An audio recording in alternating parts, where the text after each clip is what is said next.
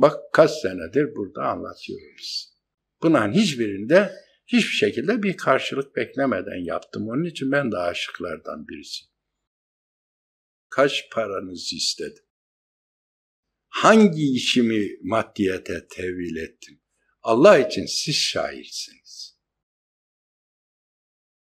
Hangisi için sizden ücret istedim? Allah için siz şahirsiniz. O zaman ben Yasin suresinde bahsedilen o alimlerden. Öyle mi?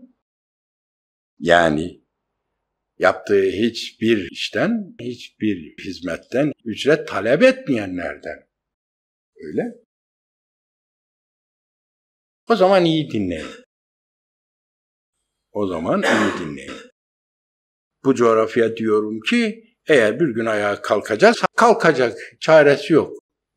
Sancak nerede düştüyse orada ayağa kalkar ve kalkacak. Hiç çaresi yok. O kalkacağı yerde aşk olması lazım. Sevgi olması lazım. O sancak ancak aşk ile, o sevginin yani aşklaşmış haliyle, sevgiyi daha çok anladığınız için bazen kullanmak zorunda kalıyor. O haliyle yaşatılmış olması lazım. Onun için hatırlayın bir tweetim vardı. Demiştim ki biz devleti de, gerekirse kızı da karşılıksız severiz. Değil mi? Yani öyle sevmek, öyle sevmek. Böyle sevdiğin bir kız da olabilir. Gerçek aşıklardansa sevdiğin bir kız da olabilir ama onu da karşılıksız seversin. Ondan da bir menfaat beklemezsin. Sadece seversin. Sadece seversin. Diyor ki sen beni seviyor musun diyor. Bir delikanlının önüne bir kız çıkıyor. Diyor ki sen beni seviyor musun? Bu gerçek bir aşık. Diyor sana ne? Sevgi böyle bir şey bizim tarif ettiğimiz. Yani aşk böyle bir şey.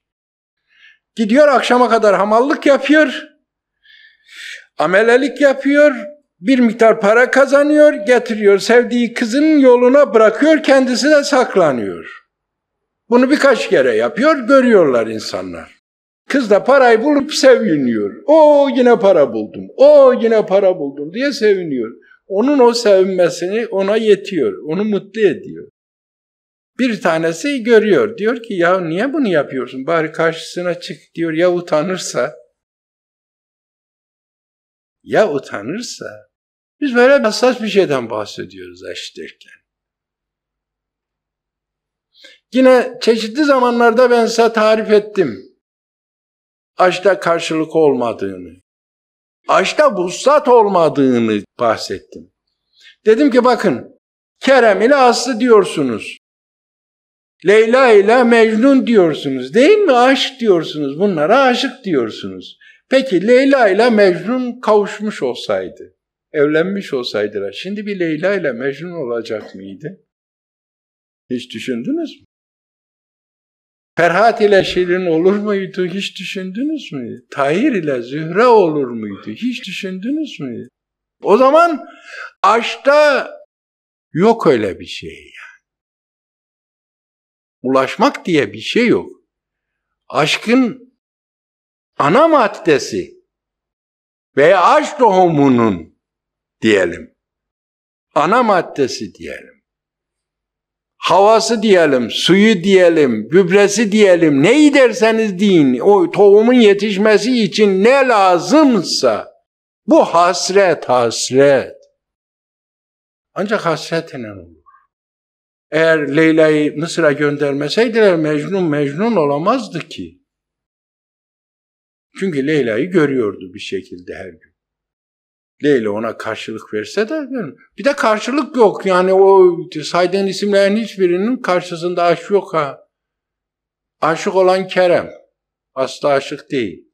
Aşık olan Mecnun. Leyla aşık değil. Aşık olan Ferhat. Öbürü aşık değil. Ya yok. Öyle bir şey yok. Karşılık da yok. Vuslat da yok. Bir sürü aşk hikayesini anlatırlar. Diğer hikayelere hiç benzemez. Aşk hikayelerinin hepsinin sonunda gökten işte elma düşer. 3 tane, biri birinin başına, biri birinin başına, biri de dinleyenin başına. Böyle elma düşmez, 40 gün 40 gece de düğün olmaz. Hep hasretle biter. Hasretle bitmesi lazım ki o bir üst noktaya çıksın. Beşer aşk böyle. Mürşid olmayınca beşer aşkta ızdırap var, çile var, sıkıntı var. İşte onu götürüyorlar Mecnun'u ki Leyla Mecnun hikayesini okuduysanız Füzuli'nin divanında bilirsiniz. Edebiyat okuyanlar, edebiyatı sevenler bilirler. Onun bir yerinde götürüyorlar. İşte onun şiiri de var da şu anda benim öyle aklımda kalmıyor yavrum. Hepsini biliyorum da aklımda kalmıyor. İşte götürüyorlar ki hacca ne yapsın? Dua etsin işte. Derdi, çilesi, nihayet bitsin yani. Annesi, babası bunu zorundan ikna ediyorlar, hacca götürüyorlar. Bir gün gidiyorlar, arkasında duruyorlar. Bakıyorlar ki dua ediyor. Oh diyorlar. Ne güzel dua ediyor. Yaklaşıyorlar diyor ya Rabbi benim derdimi öyle artır, öyle artır, öyle artır ki diyor. Derdim bana deva olsun. Hani o çilelere öyle müptela et ki beni diyor ya hani Fuzuli şiirinde.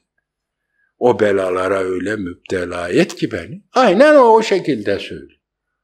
Öyle dua ediyor. Çünkü aşık o acılardan bir zaman sonra zevk almaya başlıyor. Neyin zevki? Acı mı bitiyor? Hayır acı bitmiyor ama onun da bir zevki var diyor. Onun da bir zevki var aşık için. O aşk ancak insanı belli bir noktadan sonra bir üst merhaleye çıkartıyor. Yani beşeri aşk olmaktan çıkacak o, gerçek aşka dönüşecek o. Nasıl olacak? İşte mürşidi olmadığı için o çileleri çekiyor, o sıkıntıları çekiyor.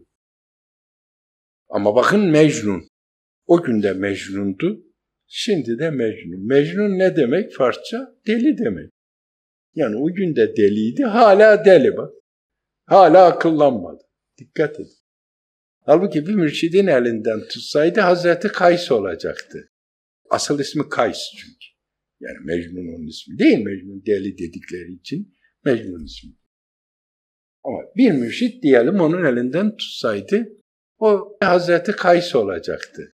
Yani diyelim ki o yetişseydi bize de bizim elimizden tutsaydı Hazreti Kays olacaktı. Onun için bakın hepiniz aşıksınız ama hiçbiriniz Mecnun değilsiniz.